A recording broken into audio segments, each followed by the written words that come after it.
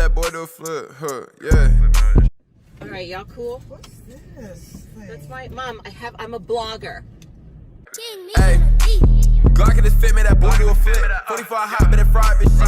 Nothing from the play when I'm sliding this shit. Sliding the whip, test driving the bit. I'm gonna wanna see Glock and he dip. Hey guys, welcome back to my channel. I'm your good Judy, and today is an EP video, which is just a review of a reality show. And from the title, you can tell it's The Real Housewives of Atlanta, episode 2. The episode opens with Porsha, Kandi, and Cynthia at lunch, and the girls were just letting Cynthia know that she needed to get back to who she really was, and that's really, really important. I love that Kandi reminded her of who she is. It's important because when you have a baby, let's say your husband isn't even cheating on you, but when you have a baby or your boyfriend, sometimes you just feel so wrapped up in the baby, and we all know postpartum depression is real. And so to have someone remind you that, you know, you're still a woman, you're still a beautiful person. And also, for me, I remember when I had my kids that one of the things that was really hard, because I was pregnant with twins. And so whenever someone would find out that I was pregnant with twins, because I was imagining, you can imagine I was huge, they would be so excited and ask me a lot of questions. And you feel so special when you're pregnant. And then when you have the baby, all of your attention shifts to the kids, and it's like you don't exist anymore. So it was important to just remind her that she is still a person, and that, you know, she, just because she's a mom doesn't mean she has to be hot. So put those heels back on, Porsha. And so then the next scene is Eva getting ready for Dish Nation, and she's getting her face beat, and mother calls, and I love that. I like that. I know last year there was some shade about Cynthia being an OG model, but I think mother plays respect to who she is, and the time that she spent in the industry, and that, you know, Eva can learn a lot from her. So that I think that, oops, let me get back. Sorry guys. I think that Eva can learn a lot from her, and so I think that's a good nickname. But what I didn't like is that, you know, Cynthia, I don't want to agree with Nene, but I do believe, oh, look at my neck. I do believe that Cynthia's a little bit of a shit starter, and I know that they have to be, and I know that that's the way you stay on, but it's just not a good look. So she called and she let her know that Kenya was pissed off about her, and that they were all talking about her. And I don't know if I missed that because I didn't see everyone talking about her. I know Kenya had a problem with it, but yeah, so she let her know that. And then, you know, this is lightweight controversy that I've heard that what's her name, that Eva should not have said she wasn't going to pay them nappy heads dust or whatever. And I don't think that, you know, I mean, Eva can use that if she wants. Maybe it's one of those things that we don't want to say in mixed company, but yeah, I don't think, I mean, whatever. I know that I know other people can't call people nappy heads, but, you know, I don't think that was a big deal. So then we had Mark and Kenya. Kenya's calling her baby daddy, and I guess it's her husband. She's calling her husband, who is the father of her child, and he is seems to be more concerned with how Brooklyn, which who couldn't be? Brooklyn is so smart, and she's such a sweet baby.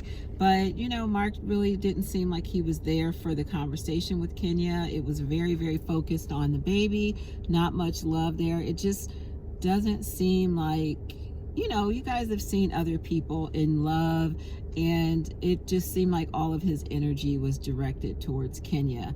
And yeah, so I don't know. I mean, I guess we all know where that's headed. She says that they're reconciling and trying to be together and going to go through counseling, but it just seems like there's not a lot of love there. Let's see, I'm trying to read my notes. Yeah, so okay, sorry. So then You know, Kenya, it just seems like in every relationship, for her to be such a beautiful woman, she gets dogged a lot. I mean, and publicly, like, if you have a boyfriend and he ain't shit, I mean, the least he can do is be shit, or like a husband. He should be nice to you on camera or whatever, but they just seem like, which lets me know that her personality must be really, really bad, because if you can't get them to be nice to you when the cameras are rolling, imagine what that relationship is like when nobody's looking. And then the next scene is Cynthia and her daughter lets her know that she's sexually fluid or attracted, bisexual. I'm not sure what the proper, sorry, I apologize, but basically that she met a lot of girls in college, and I think that that's a thing that goes on a lot these days in college. So she was just letting her know. And of course, Cynthia, who has been curious the last couple seasons her own self, you know, she's very respectful of that and supportive. And I thought that that was a proper scene, and, you know, proper relationship with a young daughter and her mom, and handled well. That was Marlo's jacket was absolutely fabulous, completely inappropriate for the scene, but yeah. So we find out that Marlo has custody of her sister's kids, and that her sister is bipolar, and I think that that was a very, very human side of Marlo. I think Marlo gets a lot of bad editing, and she's hated a lot for some of the things that she says. It just seems to focus on the negative. So this was a really good way to see a more human side of Marlo. And we know that Marlo can be human, because even last season we saw her being very supportive of Greg and reminding Nene of her responsibilities of a wife. So I think that that was a really tender scene and a good scene from Marlo. And then the next thing, Shima, what's her name? Sherma? Portia's friend. Sherma? I don't know. They all have the babies together, and Portia's baby just went down for a nap. So sweet. And that was really, really, that's a good baby, because, yeah, a lot of babies take a lot, especially because she wasn't feeling well. So, and then Shima, I can't know why I don't know that girl's name. Anyway, her baby looks adorable as well, and she looks just like her. And so they talked, and we find out that Portia's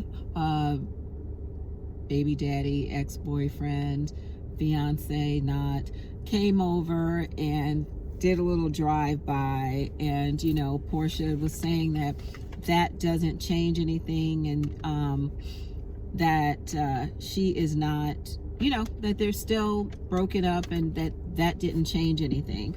And so that's all I got from that conversation, that Portia, but she did seem a little bit excited about it, and it seemed like steps were taken in order, you know, Portia is very naive, and we'll talk about that more in just a second. But yeah, I think that because she's always want this fairy tale, when people give into that, then she feels like, you know, she thinks that every guy is going to be the guy. So then the next thing you know, we see Kenya, who bought herself a new Tesla, and she doesn't know how to, I think it was a Tesla, she doesn't know how to close the door on it. And it was a really nice car. It looks like a really safe SUV for her in Brooklyn, so that's good. And they go into a place so that they can get rid of all the negative vibe. And I'm like, Kenya, if you want to get rid of the negative vibe, let's start with you, because you come on episode 2 now, and you are being the same. You haven't been sweet this season since the first moment when you showed us Brooklyn.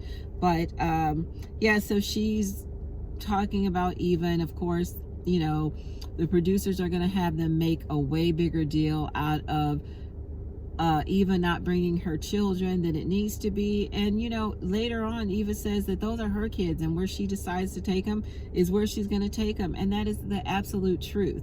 And, you know, not knowing Kenya, and knowing that at times people have gotten into fights, people have literally been dragged. I wouldn't have brought my baby either. I needed to see what type of person you are before I bring my kids around. And Eva seems to be very protective of her children anyway. We don't see them a lot outside of the home or in social situations, so that wasn't surprising to me that she didn't bring her kids, and that's her own prerogative. After that, we see Eva, and she looks super cute. She had like a little crop top on with her belly, and that's when she let them know that if she didn't want to bring her kids, I think it was Eva, Cynthia. Oh yeah, it was Eva, Cynthia, and excuse me, and Candy. And now I guess Cynthia is trying to be best friends with Eva, but Cynthia knows that the more relationships that she seems to have with people gives her more opportunity to film and be on camera, so it really solidifies her place on the show. But I think she's going too far. But they were there to pick out a dress for Pride, and it was a really cute dress that Cynthia chose. But that's when Eva just said, you know, if she doesn't want her kids to be there, they're not going to be there. I 100% agree. And then the last scene was Portia and her sister, and they were just talking about Shamia is the girl's name. I'm so sorry, Shamia, for wrecking your name.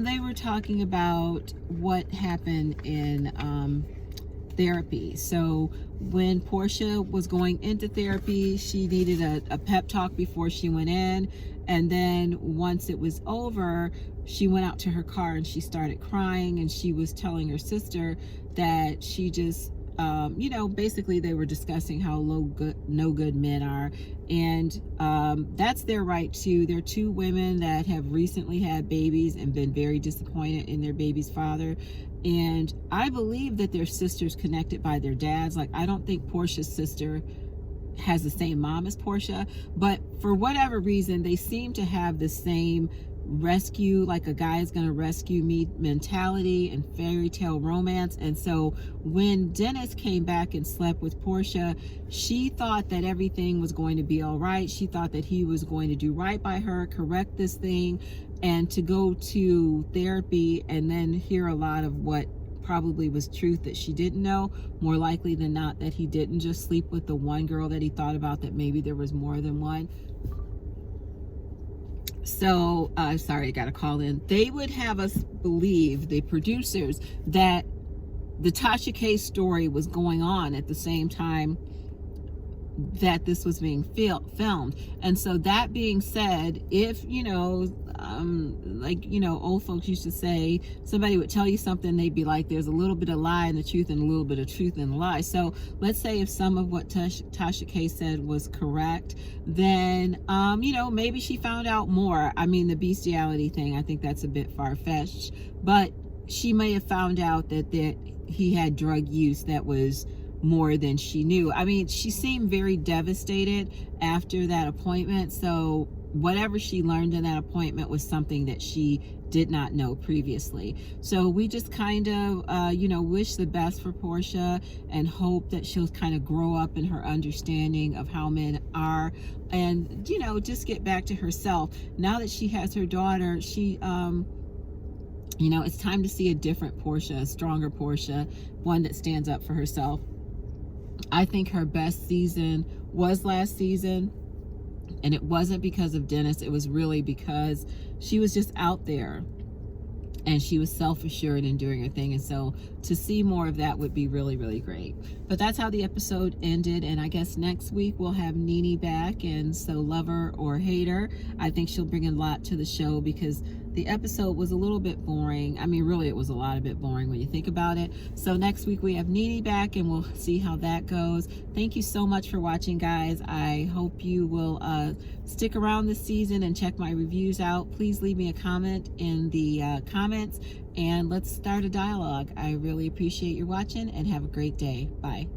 I really suck with the endings. I'm sorry. Ooh, that's good.